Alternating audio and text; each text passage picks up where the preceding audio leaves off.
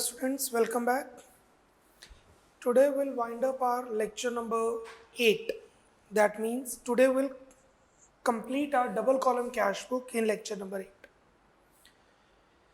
Let's proceed with question number 14. You have the format. Question number 14.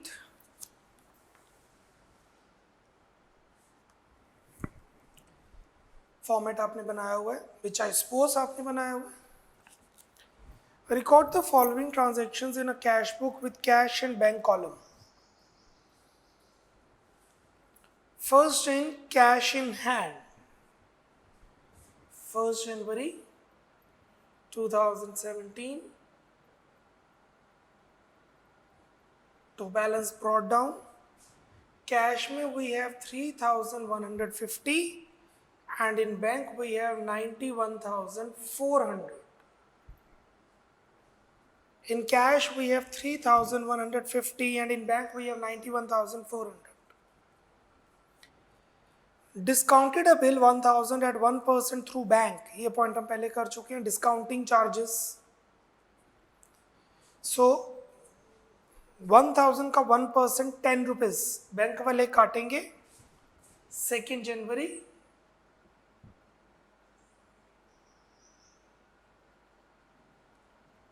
Discounting charges account debit 10 rupees.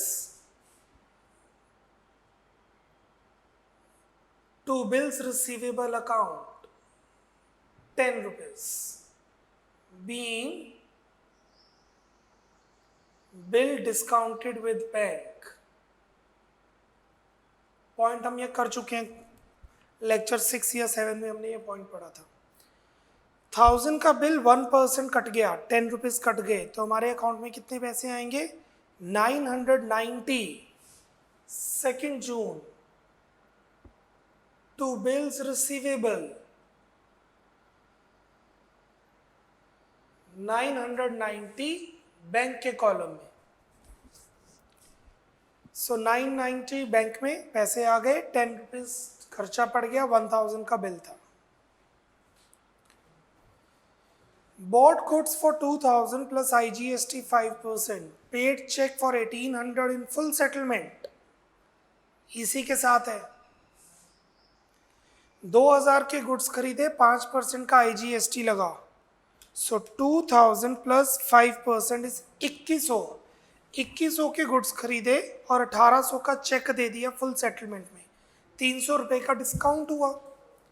काफ़ी सारी entries हैं, तो better है इसको 2 एंट्रीज में मर्ज करते हैं. पहले गुड्स हम खरीद लेते हैं कस्टमर के नाम पे. 5th Jan purchases account debit. Input IGST account debit. 2 person का नाम नहीं गिवन, क्रेडिटर. जिससे आप गुड्स उधार पे खरीदते हैं वो क्रेडिटर होता है, या आप सप्लायर भी लिख सकते हैं. Being goods purchased. On credit लिखने की जरूरत नहीं है क्योंकि साथ ही तो पैसे दे दिए. 2,000 के गुड्स खरीदे, परचेजेस के सामने 2,000, 5% का टैक्स लगा, 2,000 का 5% 100, क्रेडिटर्स में 2,100. अब हमने पेमेंट की, 2,100 में से 1,800 दे दिए, तो एंट्री बनेगी क्रेडिटर 2,100 टू बैंक. चेक से पेमेंट की है. क्रेडिटर टू बैंक कितनी पेमेंट की है? 1,800. To discount received 300. So creditor को हमने देने थे 2,100, 1,800 बैंक से गए, 300 डिस्काउंट गया. इसको 2 पार्ट्स में डिवाइड कर देते. Creditor to bank 18, creditor to discount received 3. ये जाएगा जर्नल में और ये जाएगा कैश बुक में. Let's record it. 5th Jan by creditors account कितनी, या सप्लायर्स अकाउंट, अगर इधर क्रेडिटर है तो उधर भी क्रेडिटर आएगा, इधर सप्लायर है तो उधर भी सप्लायर आएगा। नाम गिवन होता तो राम श्याम काकू वो ही आता। कितनी पेमेंट की है हमने? 1800। चेक से की है तो बैंक के कॉलम में, और बाकी 300 का जो डिस्काउंट है वो जाएगा जर्नल में। क्रेडिटर और सप्लायर डिपेंडिंग आपने कौन से अकाउंट ओपन किया है, to discount received being discount availed on cash payment. So 1800 के गुड्स खरीदे, 2000 के गुड्स खरीदे, 100 रुपए का टैक्स लगा, 2100 दिए हमने, 1800, 300 का ब्याज डिस्काउंट अवेल किया। पेड फॉर पोस्टेज स्टैम्प्स खरीदी हैं 15th Jan by postage stamps, mention नहीं है तो कैश में 120।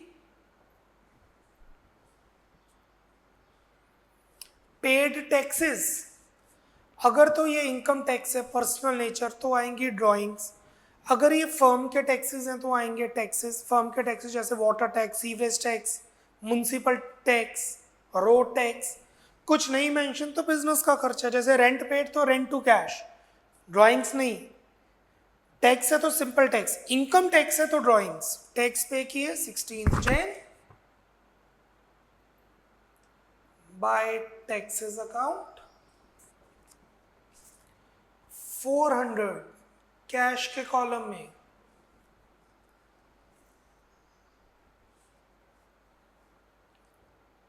What next?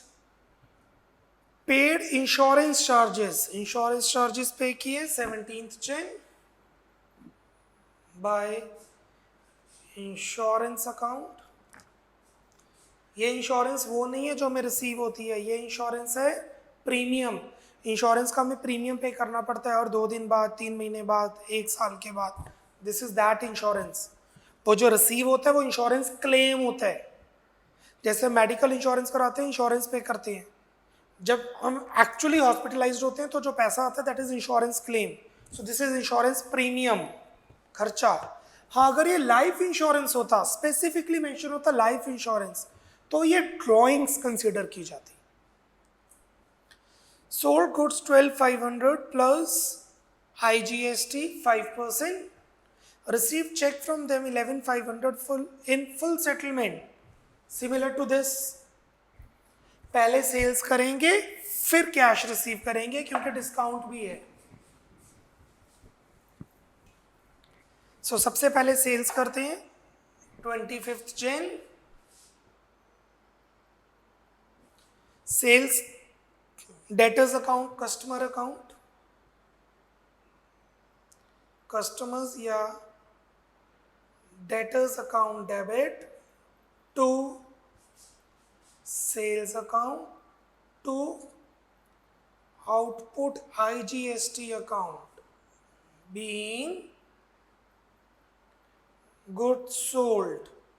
क्रेडिट पे लिखने की जरूरत नहीं है क्योंकि उसी टाइम तो पैसे आ गए। डोंट राइट क्रेडिट, उसी टाइम पैसे आए हैं। कितने की सेल्स की है हमने?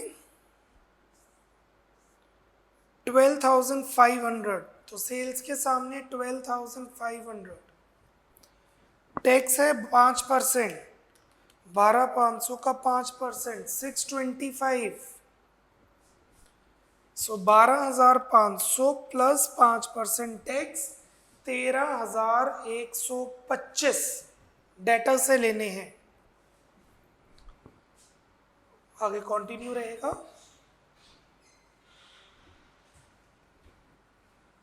Will continue the journal here and here is working note. अब हमें 13,125 रुपए लेने हैं। क्वेश्चन में लिखा है 11,500 फुल सेटलमेंट में लिए हैं, फुल सेटलमेंट में।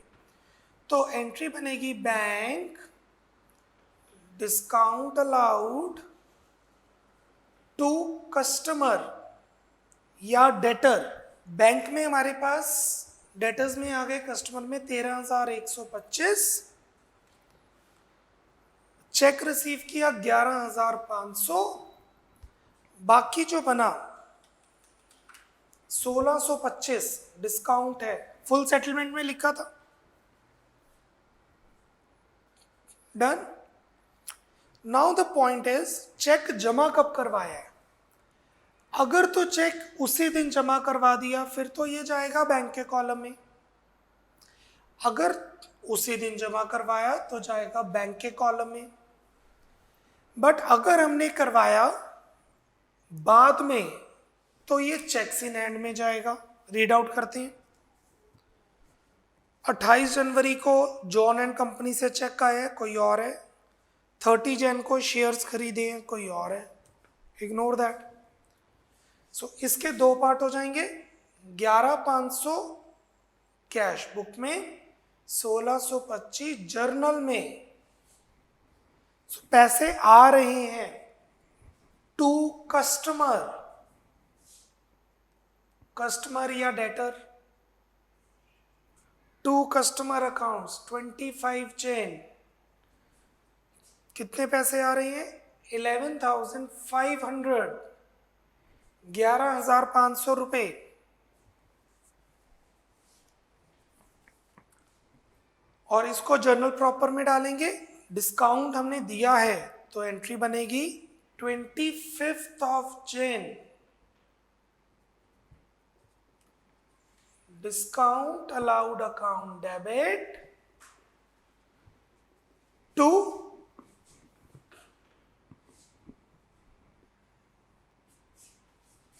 Discount allowed account debit to customers account being discount given, it's 1625। Marks आपको मिलने कैश बुक और जर्नल के, ये कैलकुलेशन के लिए नहीं, ये चीजों के लिए नहीं। Received cheque from John and company, John and company से चेक रिसीव किया। डिपॉजिट कब कराया पता नहीं, चेक रिसीव किया, डिपॉजिट के बारे में कुछ भी मेंशन नहीं है। 28 जन उसी दिन डिपॉजिट करवा दिया, John and company. If nothing is mention the cheque is deposited on the in the bank on the same day the cheque has been received. Purchase shares of 9,500 in XYZ Limited by check, 950 shares खरीदे 10 rupees each.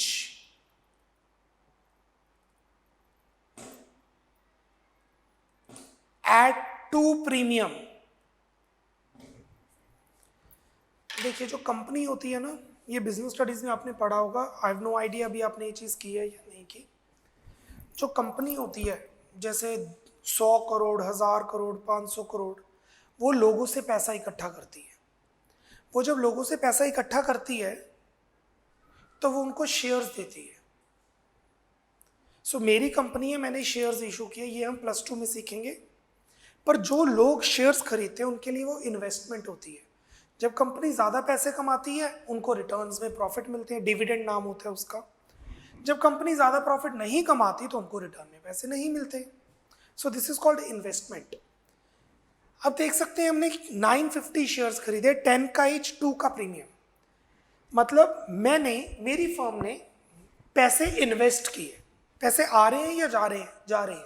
जैसे FD, entry बनती है investment to bank. क्या बनती है entry? Investment account debit to bank account. पैसे जा रहे हैं। कितना?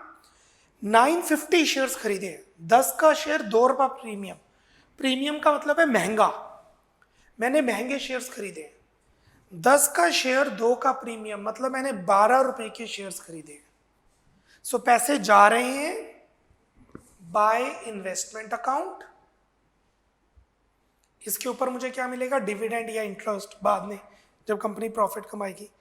कितने शेयर्स खरीदे, 950 शेयर्स 12 रुपीज में खरीदे। मैं महंगे क्यों खरीद रहा हूं, कंपनी अच्छा काम कर रही है, मुझे पता है आगे जाके कंपनी काम अच्छा करेगी। चेक से खरीदा कि कैश से, चेक से। सो 950 इंटू 12, 11,400। सो 950 इंटू 12, 11,400 की मैंने इन्वेस्टमेंट की है। कौन सी डेट को इन्वेस्टमेंट की है, 30th जैन। इस क्वेश्चन में मैंने आपको ये नया पॉइंट बताया, जब आप किसी के शेयर्स खरीदते हैं, डिबेंचर्स खरीदते हैं, ये सब बिजनेस स्टडीज में एफएमए में पढ़ेंगे आप।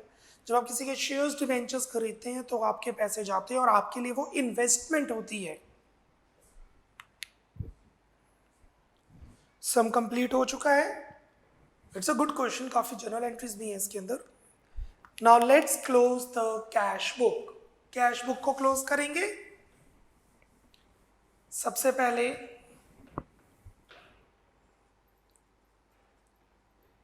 कैश का बैलेंस,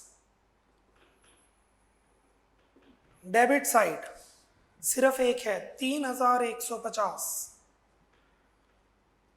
डेबिट साइड सिर्फ एक है, 3,150। Credit side 620। Debit 3,150, credit 120 plus 400 plus 100, 620। Difference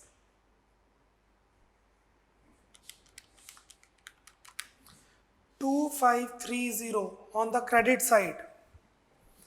जनवरी का मंथ है तो 31 days. I balance carry down 2,530 total 3,150 carry down would be brought down on 1st February to balance brought down 2,530. Now we'll do same for the bank.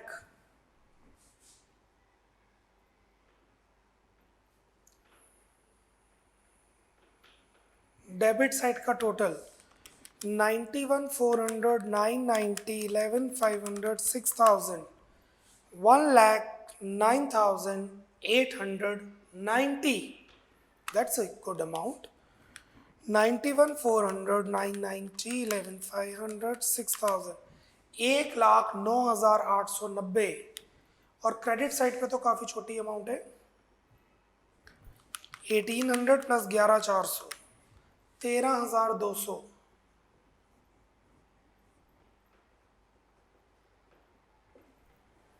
Difference 96,690, 1,09,890 minus 13,200, 96,690.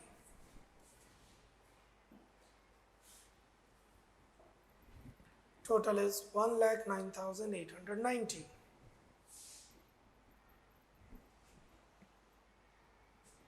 This carry down would be brought down now, 96,690.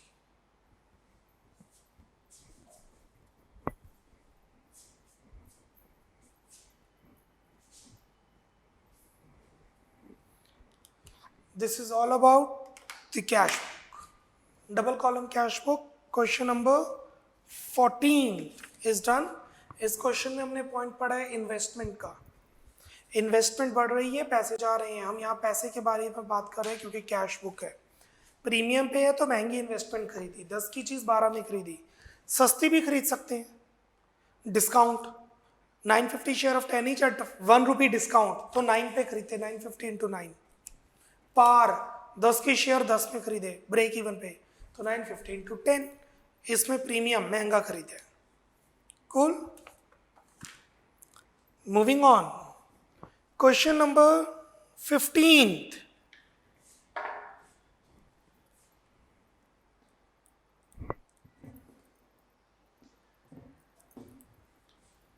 Question number 15, please make a format. Speed up, format बनाइए। I am making the same for you.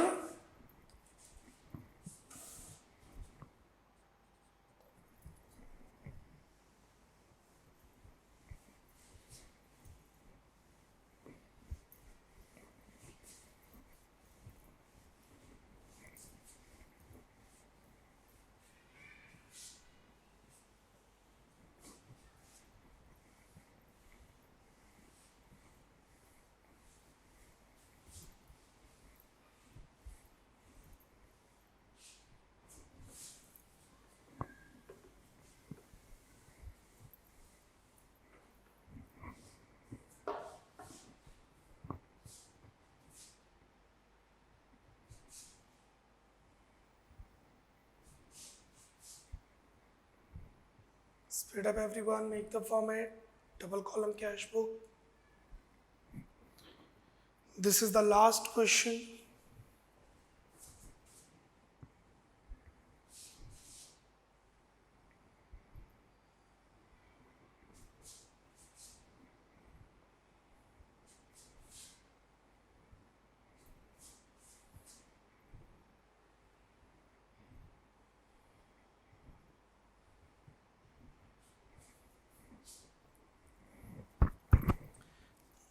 Right. Question 15th. Bank overdraft. Bank overdraft means it's a liability. 1st January 2018, buy balance brought down 12,000 bank के column में, by balance brought down 12,000 bank के column में. Cash in hand we have cash 2300. 1st January to balance brought down. Opening cash we have is 2300. इसका मतलब 2300 रुपये हमारे पास हैं और 12,000 बैंक को देने हैं, ओवरड्रॉन है. Check receive from Ram and discount allowed 200. देखना पड़ेगा ये चेक कब डिपॉजिट करवाया. अगर कुछ नहीं मेंशन तो सेम डे डिपॉजिट करवाया. अगली ही लाइन में लिखा हुआ है deposited the above cheque into bank. तो it's will open cheques in hand account 7th January. The entry would be checks in hand account debit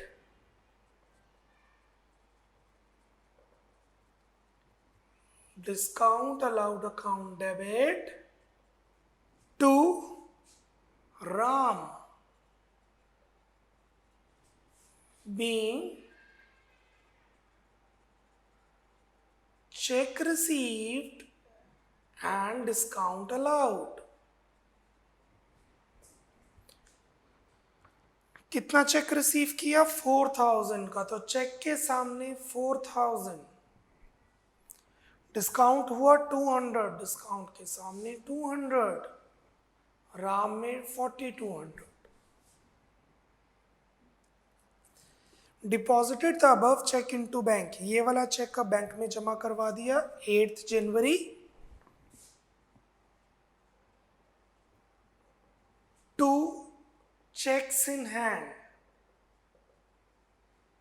to cheques in hand. 4,000 का cheque bank में जमा करवाया, bank के column में. Banked, ये नई term है. बैंक्ड. 10 सेकेंड सोचिए क्या होगा ये. What do you mean by banked? Banked मतलब पैसे जमा करवाना बैंक में. बैंक के ब्रैकेट में लिखिए deposited cash into bank. Bank means deposited cash into bank. 200 रुपये बैंक में जमा करवाए, एंट्री बनेगी बैंक टू कैश. बैंक में पैसे आ रहे हैं 200.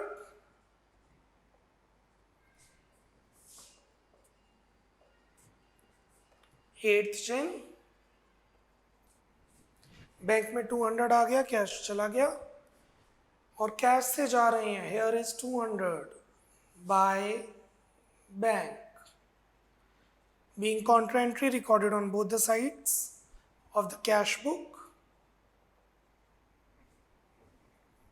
Cool. Received a money order. Money order receive की है. ये पहले चलता था, आजकल नहीं चलता है. What is money order? Money order is something आपको पोस्ट ऑफिस से पोस्टमैन पैसे देता है, उसके अंदर you need to give the instrument to post office, they will give you the money.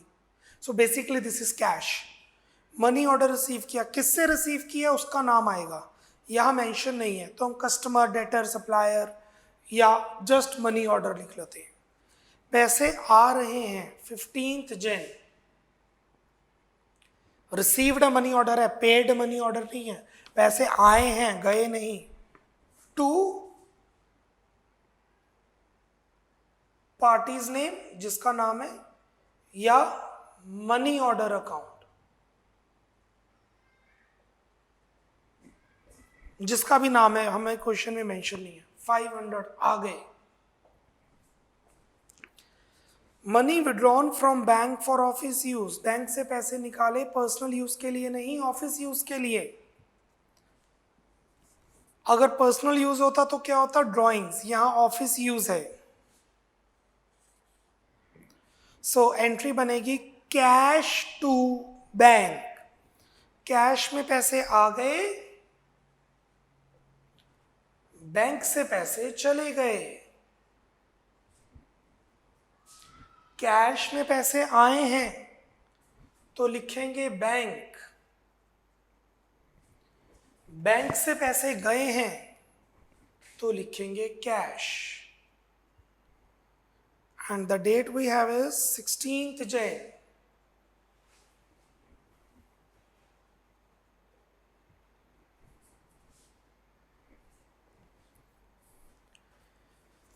Paid for postage stamps, postage stamps पे किए, पैसे जा रहे हैं 18th Jan by postage stamps 20 in cash column.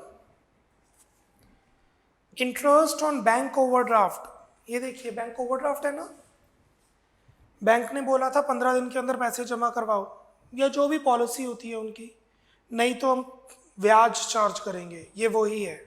Interest on bank overdraft, bank या तो interest देता है या तो इंटरेस्ट चार्ज करता है। आई रिपीट, या तो इंटरेस्ट हमें मिलता है या वो हमारे से लेता है, डिपेंड्स। मेरे पैसे बैंक में पड़े हैं तो हमें इंटरेस्ट मिलेगा, पैसे बैंक में आएंगे। हमने बैंक से पैसे निकाल लिए ओवरड्राफ्ट, वो हमें इंटरेस्ट देना पड़ेगा, हमारे अकाउंट से पैसे काट लेगा। इस क्वेश्चन में इंटरेस्ट ऑन बैंक ओवरड्राफ्ट मतलब उन्होंने ब्याज काटा, हमारे अकाउंट से पैसे निकाले। सो इट वुड बी, पैसे जा रहे हैं बाय इंटरेस्ट,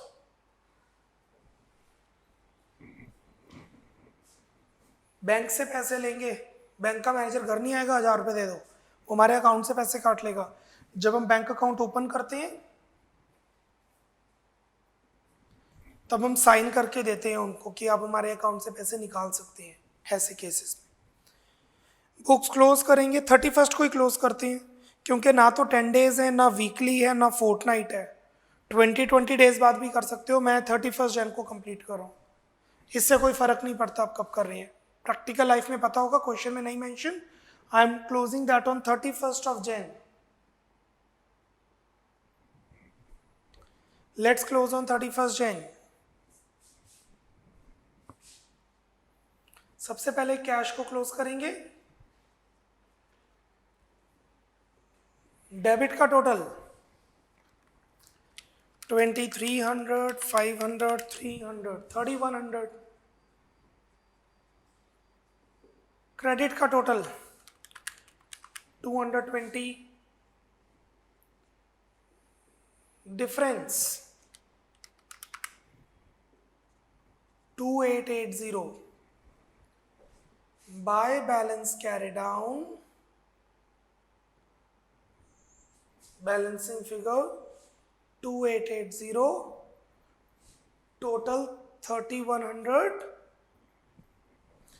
बिल्कुल इसके सामने 3100, और जो कैरी डाउन है वो बन जाएगा 1 फरवरी को ब्रॉट डाउन।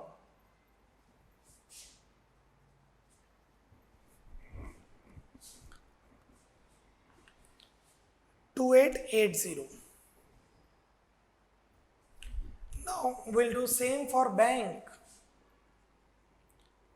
डेबिट साइड का टोटल 4,000 प्लस 200, 4,200। क्रेडिट साइड का total 13,300। Difference 9,100। Shorter side debit है, 13,300 माइनस 4,200 9100, 9,100। शॉर्टर साइड डेबिट है, तो बैलेंस करने के लिए जो शॉर्टर साइड है वहां लिखेंगे 13,300 छोटी वाली साइड पर। क्लोजिंग बैलेंस है तो आएगा balance carry down, closing balance है तो आएगा balance carry down. Debit side पे है तो आएगा 2।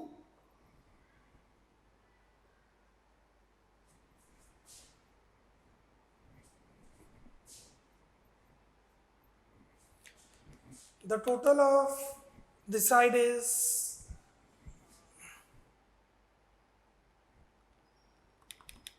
13,300। डिफरेंस डालते हैं यहाँ 13,300। कैरी डाउन बैंक का इस तरफ है, कैरी डाउन बैंक का इस तरफ है, तो वो इस तरफ आ जाएगा opposite side.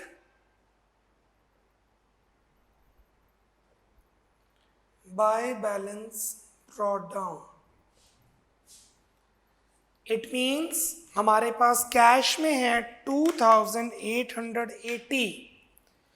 It means we have 2,880 in cash right now and 9,100 we have bank overdraft. 9100 bank overdraft है हमारे पास। Cool, clear. एक और क्वेश्चन है डबल कॉलम वाला, वो क्या है उससे पहले एक्सप्लेन करते हैं। समझदार,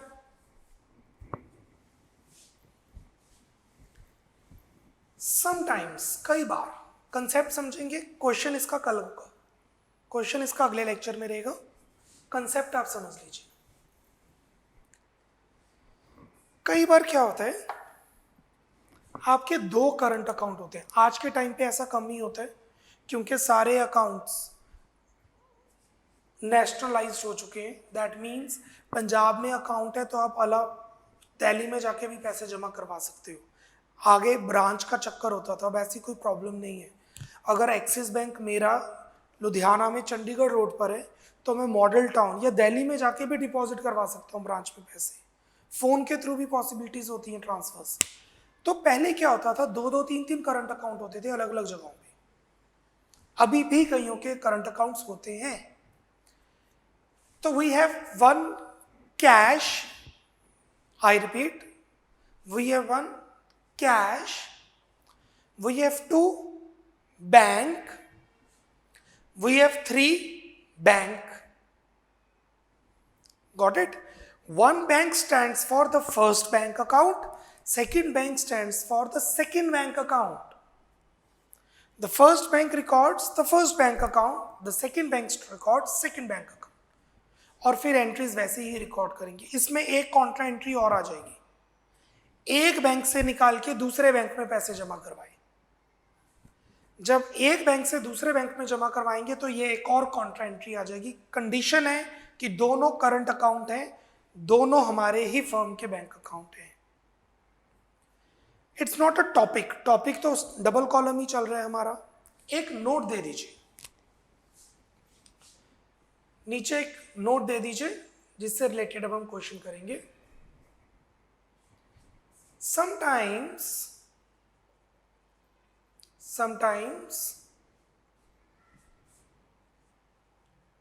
firm has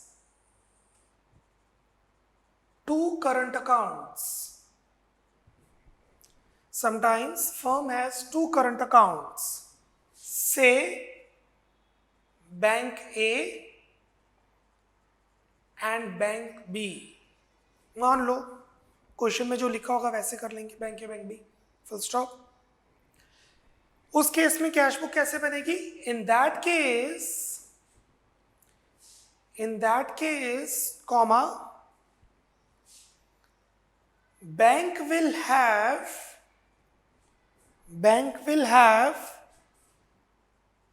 subdivided 2 कॉलम्स, जो बैंक है उसके आगे जाके 2 कॉलम हो जाएंगे like this. Bank will have subdivided 2 columns representing each account. Her column एक अपना अकाउंट रिप्रेजेंट करेगा. Full stop.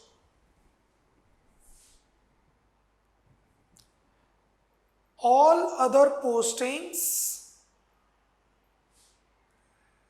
remain same. बाकी सारी पोस्टिंग्स वैसे ही रहेंगी. All other postings will remain same except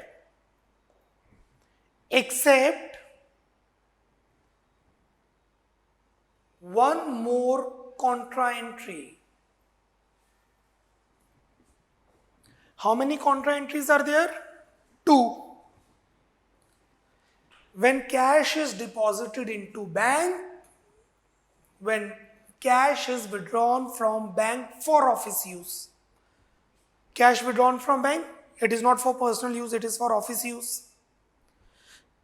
So, अगर बैंक से पैसा निकाला जा रहा है ऑफिस यूज के लिए या बैंक में पैसा जमा करवाया जा रहा है, इन दोनों केसेस में ये कॉन्ट्रा एंट्री, एक तीसरी कॉन्ट्रा एंट्री, अगर आपके 2 करंट अकाउंट है और एक अकाउंट से दूसरे अकाउंट में ट्रांसफर कर रहे हैं, except one more contra entry, full stop. It will be column transfer funds from one account, banking account, from one bank to another bank.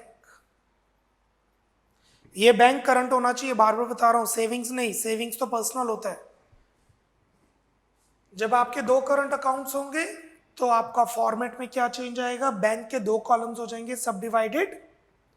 बाकी सारी पोस्टिंग सेम्स रहेंगी, पर एक कॉन्ट्रा एंट्री और ऐड हो जाएगी, और वो क्या होगी, जब एक बैंक अकाउंट से आप दूसरे बैंक अकाउंट में ट्रांसफर करेंगे पैसे तब. Cool, clear? That's it. We are done with lecture number 8. कल हम करेंगे डबल कॉलम कैश बुक और ट्रिपल की नॉलेज लेंगे. What is triple column cash book वो समझेंगे. Till then, bye bye, take care, God bless.